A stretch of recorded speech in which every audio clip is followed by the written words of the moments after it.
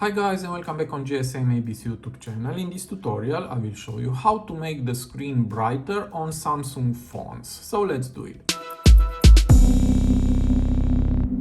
So to do that, just go to the top bar and swipe again, and from here you can adjust the brightness of your screen. You can make it lower or higher, and if you tap on these three dots, from here you can disable the adaptive brightness, because if it's enabled, the brightness of your screen will be adapted by the external light.